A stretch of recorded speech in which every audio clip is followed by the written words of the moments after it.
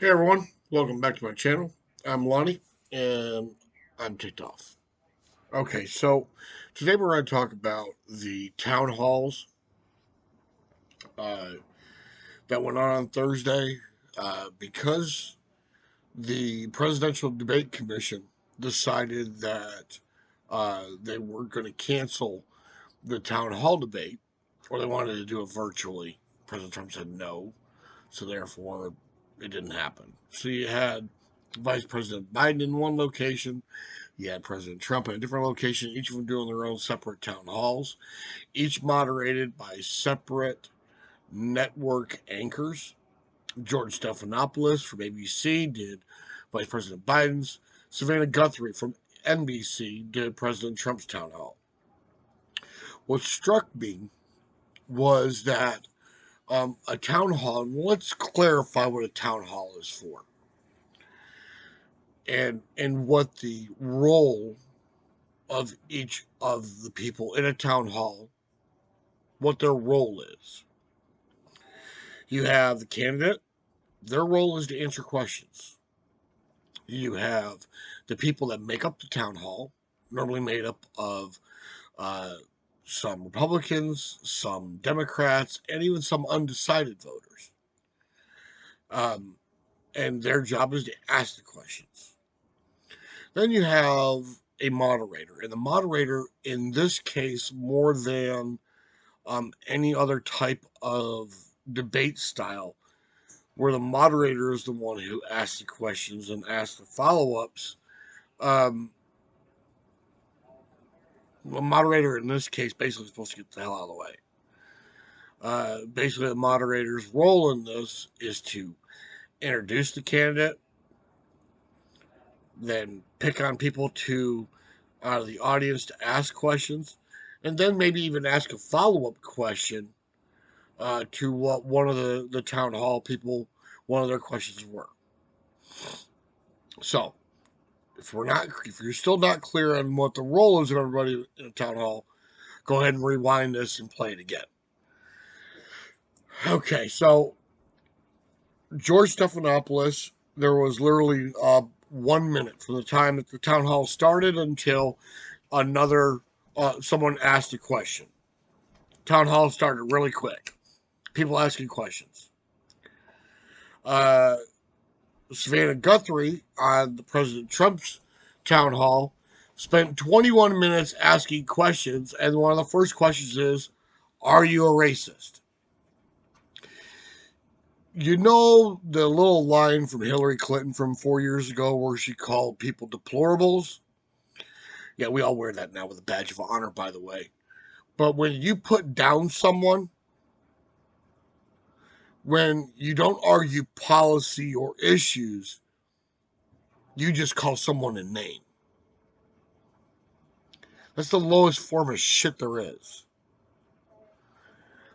So when you have, now, mind you, go back and look at the 2016 um, debate where Chris Wallace's first question to then candidate Trump is, "Are you a racist? Are you willing to denounce white supremacy?"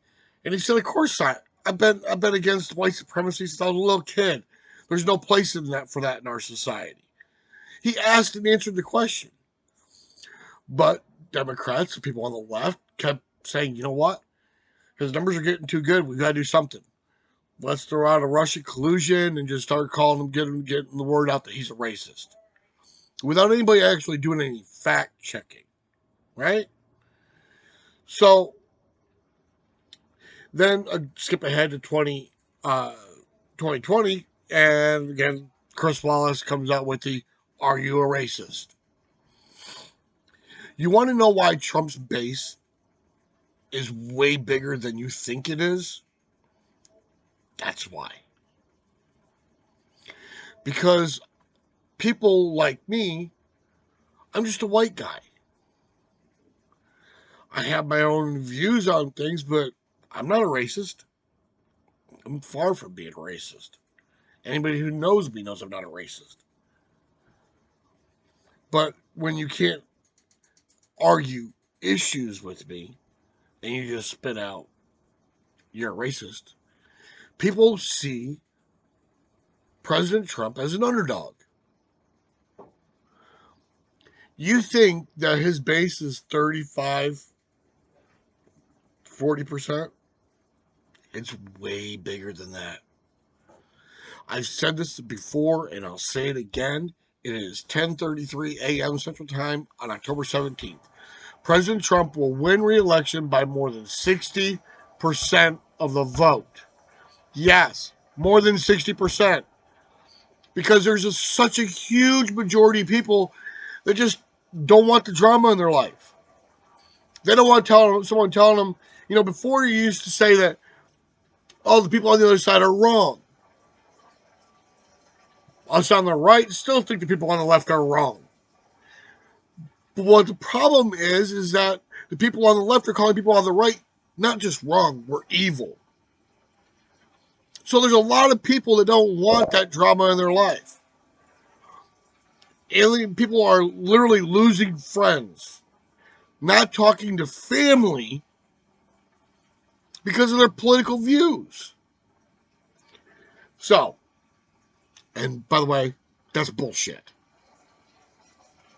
Everyone should have the right to their opinion and not affect your relationships. So, back to the town halls. I pulled up a couple things from different reports. One of the reports that I saw was from USA Today, which both sides can agree calls everything right down the middle. The length of Biden's town hall was about 1 hour and 30 minutes. The length of Trump's town hall was about 1 hour. Biden talked for 49 minutes. Trump was talked for 32 minutes. One thing that struck me was the outright disregard from Savannah Guthrie to President Trump. She took the first 21 minutes of the town hall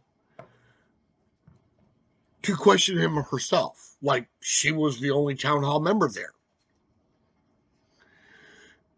She, of course, again, started right off with a racist crap. He's denounced everybody on that, and it's a dead issue. All it is just Democrats just poking the bear. Cut it out. Argue issues. Grow up. Like a 3-year-old kid, I swear. So Savannah Guthrie, now I've got right here on my phone, the number of voters who got to ask questions, there was 11 Biden and 9 Trump. The number of women voters who asked questions, there was 8 Trump and 4 for Biden. Trump questionnaires, 5 leaning Biden, 3 leaning Trump, and 1 undecided.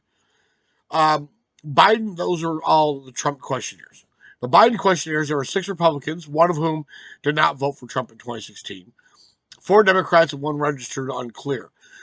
What I also discovered was that people who were questioning President Biden, one of them was a speechwriter in the Obama administration. A speechwriter in the Obama administration pretending to be an undecided voter wanting to ask Vice President Biden a question. Do you see how all this shit is just skewed? The days of the media and reporters calling stuff down the middle. This is what happened. Get out of the way. Moderators, tell a person to stand up and ask a question. Ask a follow-up question. Those are legitimate ways to run a town hall. But when the moderator takes the first 21 minutes in an hour-long town hall to ask, according to the numbers, I believe the number was 49 questions. The number of questions Stephanopoulos asked Biden was 23. The number of questions Guthrie asked Trump was 39. The time in the town hall before the first voter question for Biden, 1 minute. The time in the town hall before the first voter question to Trump, over 20 minutes. The number of times Stephanopoulos fact-checked or asked for clarification from Vice President Biden, 10. The number of times Guthrie added fact-check or clarification, 45.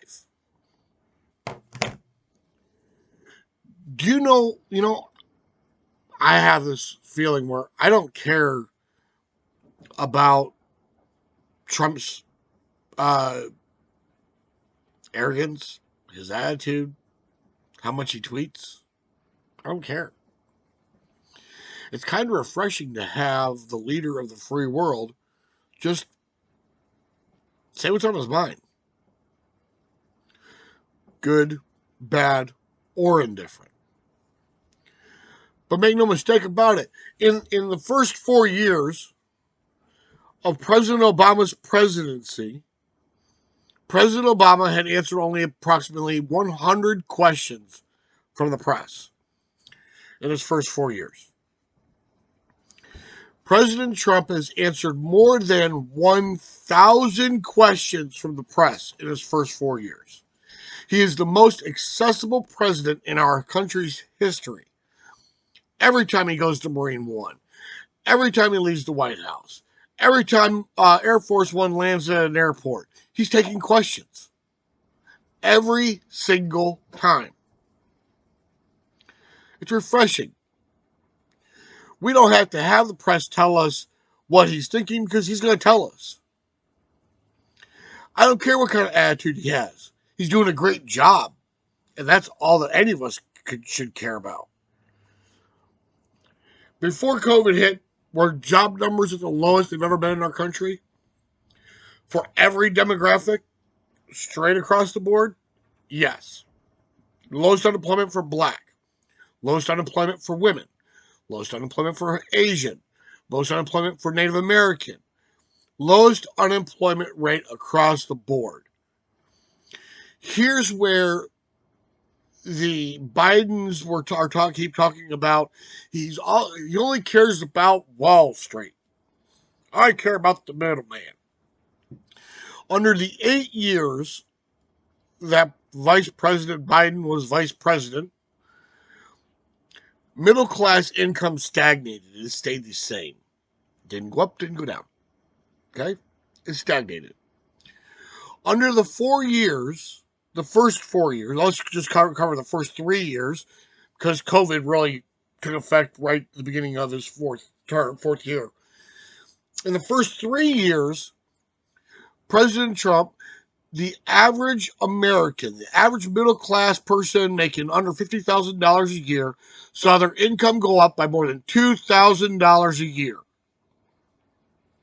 $2,000. Look, if you're like me, you make under $50,000 a year, understand that $2,000 is a lot of money. So,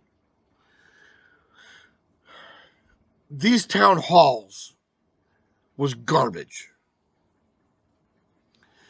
When you're not really asking about, geez, Mr. President, what would you like to see in your next 4 years? Never came up. News broke that day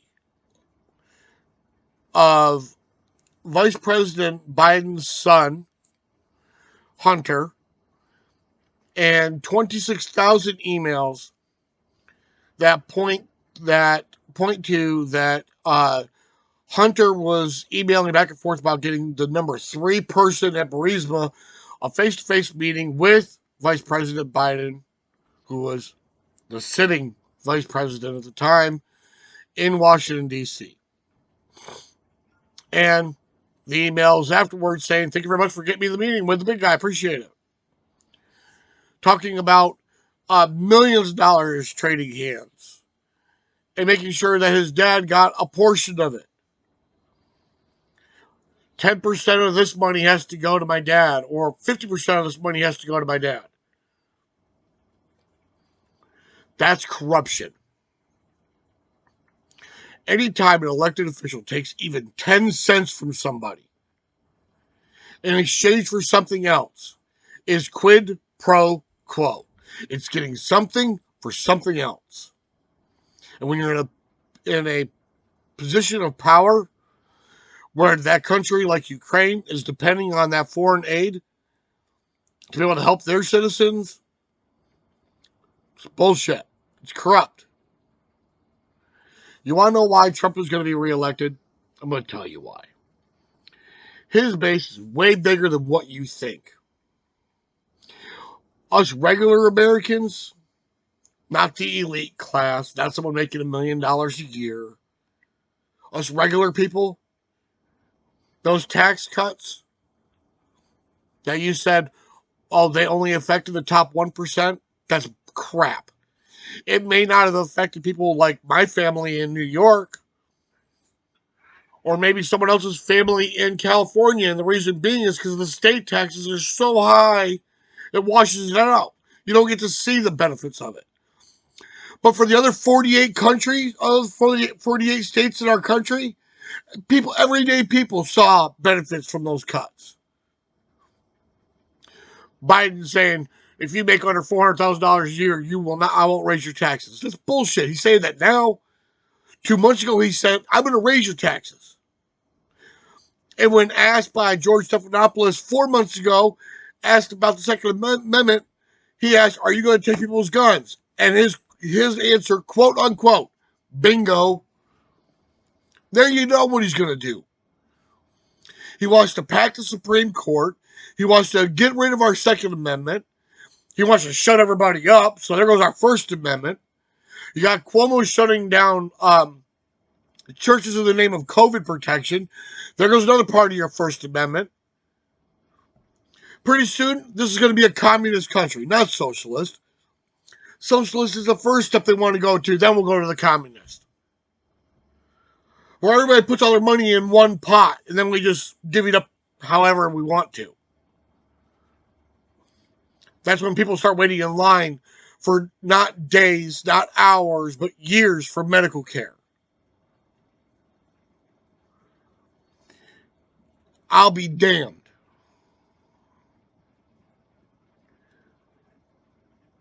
Folks, don't take my word for it.